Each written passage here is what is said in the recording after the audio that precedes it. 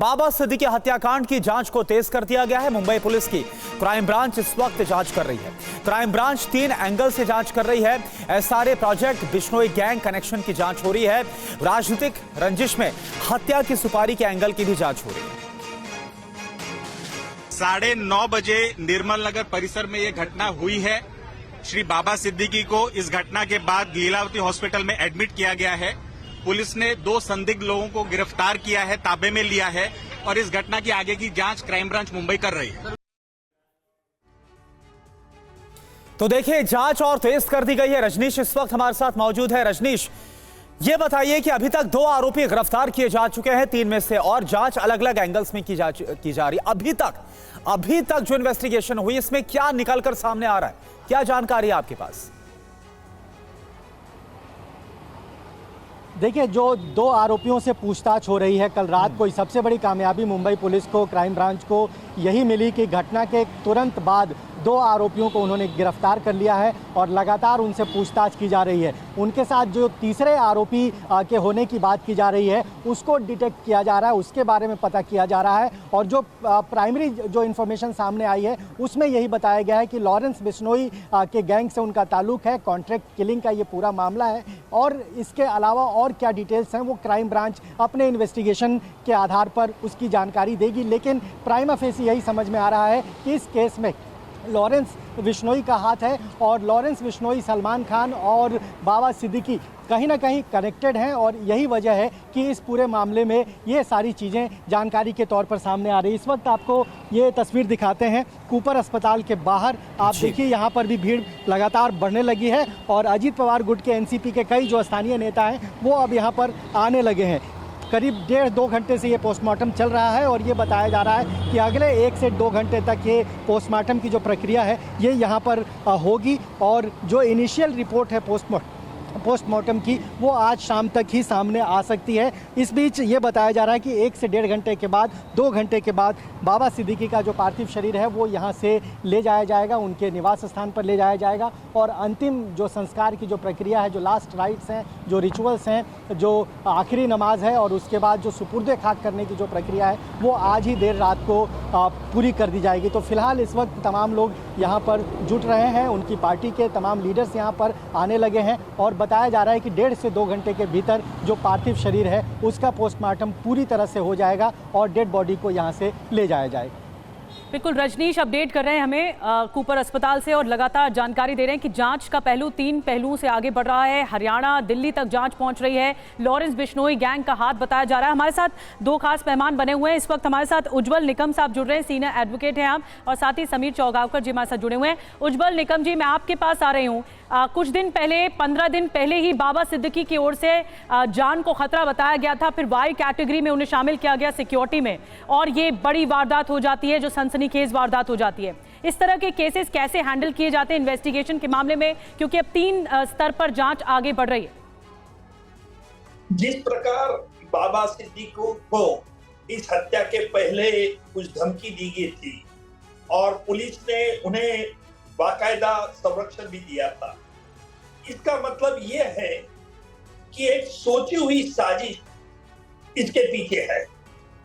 और जो लोग साजिश करते हैं, कभी कभी वो बिना हिदायत मार डालते हैं, कभी कभी हिदायत देके अपना सुप्रीमेसी दिखाने के लिए वो इस प्रकार की हत्या करते हैं। जिस प्रकार बाबा सिद्दीकी को धमकियां दी गई थी, जिस प्रकार पुलिस ने उनको संरक्षण भी बढ़ा दिया था, इसका मतलब यह है कि जो एक सोची हुई जो साजिश है, उस सोची हुई साजिशकर्ता को यह दिखाना है कि हमने जब धमकी देते हैं तब उसको वास्तव में फुलफिल करते हैं। आज पुलिस इंक्वायरी, इन्वेस्टिगेशन चालू है, तो अभियुक्त को पकड़ा गया है और उनसे खोलकर क्या जानकारी आती है, ये बहुत अच्छी। लेकिन जो अब तक तथ्य मालूमात हुए हैं, उस तथ्य के आधार पर जो लोगों ने 2 हत्याकर्ताओं को ऑन द स्पॉट पकड़ा गया है और तीसरा अभी तक फरार है। यह जरूरी नहीं है कि तीसरा ही साजिश करता होगा। लेकिन तीसरी एक बड़ी कड़ी है कि उसके माध्यम के रूप से साजिशकर्ता तक पुलिस जांच इन्वेस्टिगेशन हो सकता है। सवाल यह है कि ये तीसरा अभियुक्त कब पकड़ा जाएगा, और मुझे लगता है कि मुंबई क्राइम ब्रांच जल्द से जल्द गिरफ्तार करेगी। और जिस प्रकार बाबा सिद्दीकी की हत्या की गई, मैं इसकी बहुत निंदा करता हूं, क्योंकि मुस्लिम समाज का एक ऐसा बड़ा नेता जो हमेशा रफ्तार को, हर समुदाय को बुलाते थे अपने यहां और हर समुदाय की रफ्तार को पार्टी देते थे। मैंने 2-3 दफे उनके रफ्तार पार्टी में गया था और उनका एक शौक था कि सभी लोगों से मिलना और सभी कम्युनिटी से अच्छे ताल्लुकात रखना, और इस प्रकार के नेता लोग कम रहते हैं, मैं ऐसा जरूर कहूंगा। और आज मुझे बहुत अति दुख है कि बाबा सिद्दीकी जैसा एक सीधा आदमी जो अपने आज एक छोटे से उभर कर इतने बड़े नेता बन गए थे, उसकी हत्या के लिए उसको परिवार को जो शौक है उसमें मैं भी शामिल होगा। जी अच्छा उज्जवल निकम जी, एक बात मैं आपसे समझना चाहूंगा, सवाल एक बहुत गंभीर है। देखिए, जिस तरह से बांद्रा ईस्ट में इस पूरी वारदात को अंजाम दिया गया, उसको लेकर यह खबर मिल रही है जो हमलावर हैं उन्होंने बाकायदा इस इलाके की 20-25 दिन तक रेकी की है और बाबा सिद्दीकी की हत्या की गई। साथ साथ उनके जो बेटे हैं जिशान सिद्दीकी, वो भी हमलावरों के निशाने पर थे, जो कि विधायक भी है। और जिस जगह पर यह वारदात हुई वहां पर कोई सीसीटीवी भी नहीं था, लाइट्स को स्विच ऑफ कर दिया गया था, वहां पर जो स्ट्रीट लाइट्स थी। क्या आपको लग रहा है ये तमाम जो तथ्य निकलकर सामने आ रहे किसी बहुत बड़े साजिश की तरफ इशारा कर रहे हैं उज्जवल जी? देखिए, मैंने पहले भी कहा कि इसमें जरूर एक साजिश है, लेकिन अब पुलिस को अभी यह ढूंढना है कि साजिश क्यों रची गई, साजिश का उद्देश्य क्या था। और जिस प्रकार उन्होंने रेकी की थी बंबई में 10-15 दिन, अच्छा, दोनों हमलावर जो है वो अलग अलग राज्य के, एक हरियाणा का, एक राजस्थान का है। इसका मतलब साफ है कि जिस शिटोन्स को जिन्होंने एम्प्लॉय किया था वो ये चाहते थे कि किसी भी हालत पे ये साजिश का उद्देश्य सफल हो, और इसीलिए 15-20 दिन वो बंबई में रुके थे। मुझे जरूर लगता है कि पुलिस को भी अपने इन्वेस्टिगेशन में सावधानी बरतनी होगी, और प्रसार माध्यम को आपके माध्यम से जरूर मैं कहूंगा कि हमलावर का चेहरा जो झांकना चाहिए वो बुर्खा में रहना चाहिए, ताकि आगे चल के आइडेंटिफिकेशन परेड को उसको कोई प्रॉब्लम नहीं होना चाहिए। और इसीलिए लगता है कि पुलिस जरूर, बंबई क्राइम ब्रांच जरूर जड़ तक जाएगी और ढूंढ निकालेगी इस साजिश के पीछे कौन है, साजिश का उद्देश्य क्या है।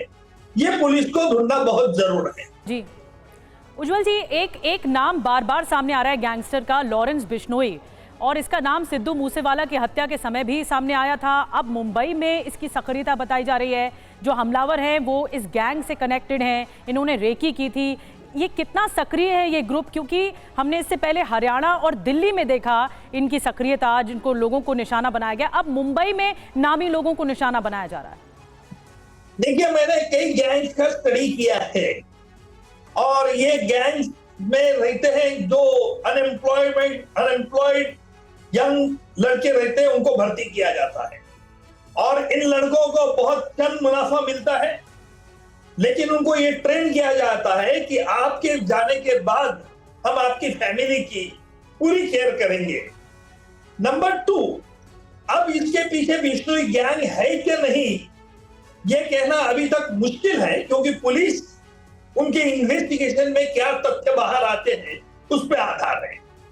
लेकिन जहां तक ये कहा जाता है कि बाबा सिद्दीकी एक फिल्म एक्टर सलमान खान के नजदीक है, मुझे लगता है कि पुलिस इस तथ्य को भी ढूंढ निकालेगी, क्योंकि जो बिश्नोई गैंग है उसका प्रमुख उद्देश्य, आज तक उन्होंने कई बार सलमान खान को धमकियां दी है, सलमान खान को भी सुरक्षा बढ़ाई गई है, और मुझे लगता है कि पुलिस को सभी तथ्यों से गुजरना होगा।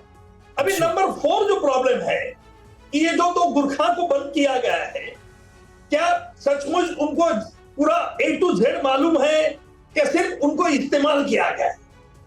और इसलिए जब तक थर्ड अभियुक्त नहीं मिलता है तब तक हम वास्तव में कोई एक कंक्लूजन नहीं निकाल सकते।